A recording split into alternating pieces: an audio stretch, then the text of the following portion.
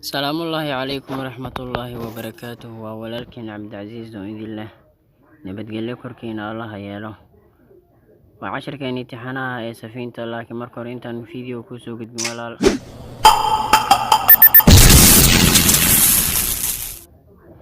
واتكم ما سنتها عشر كان وروحان وقهد ليني بيها نجاسوة يكوى آن نجاسوبين ما انتنا عشر كان وحان وقهد لدوناه quweyska waxyaabaha waajibiya iyo quweyska habka markuu quweys waajib kuugu jiro aad u qabeysan lahayd.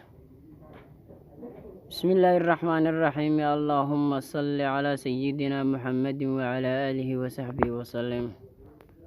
faslun hada kan faslun kii wax kala bixiyo waay muujibatul ghusli quweyska ku waajibihay sittatun lix waay waxyaabaha quweyska waajibka keeno kuleeyahay sheekha 6 xabo waay. 6daas inay kugu wada qumto shardi maahan, mid kamid ah hadii laga helo quweysa kugu waajibay. 6da mug waxaa loo qaybiyaa mushtarak iyo mukhtas. waxaa mushtarak ah 3 mukhtas waay. 3 waxay ku qaastaay naagaha, 3da kalena nimankii naagaha way wadaagsadaan. muujibatul ghusl quweyska ku waajibahay 6 waaye.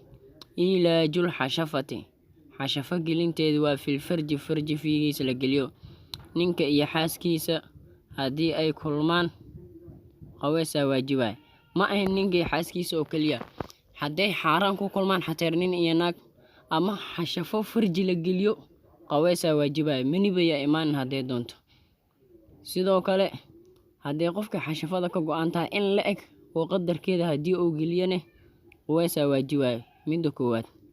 midda labaad iyadana waa khuruujul mani soo bixidiisa waay. qofkii hurdaya riyooda ama asoo fadhiyo wax soo suureystay maniya ka timid quweysa waajibay iyadana. wal xaydu xaylki waay. qoftan dumarka waa xeeshay dhiig caada ku dhacay. dhiiga caada markuu ka go'o maxaa laga rabaa in ay qabeysato quweyska waajibka iska bixiso. waa tahay midda kale waa nifaaski waay.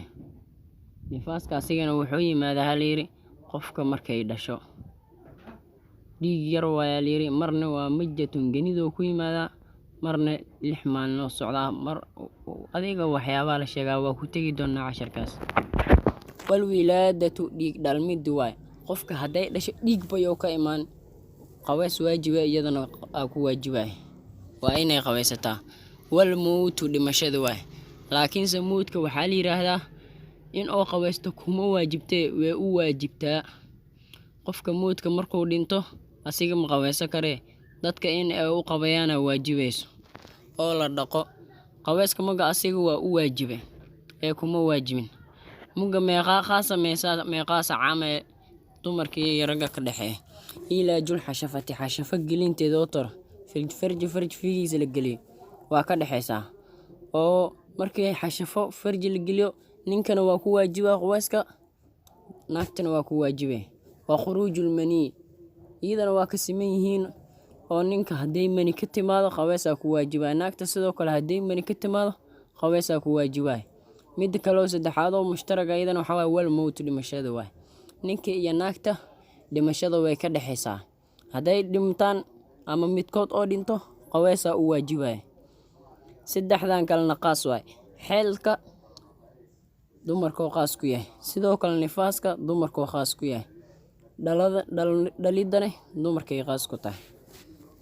waa tahay waa garanay. hadda waxaan fahanay quweyska waxyaabaha waajibiyo. 6daas mid kamida qofka isku arko quweysa ku waajibay. haba igu waajibo maxamee habkeen u qaweysahaa. faslun hada kan faslun kii wax kala bixiyo waay. furuudul ghusli quweyska faradyaalkiisa. furuudul ghusli ay arkaanul ghusli quweyska rukniyaalkiisii 2 waay. anniyatu niyadi waay. iyo wa tacmiimul badanka la camimidiisa waay bil maa biyo qabidooda loo camimo. wuxuu ku dhahay sheekha quweyska waxyaabaha arkaantu ah lama leewaay, inta kala sunno waay.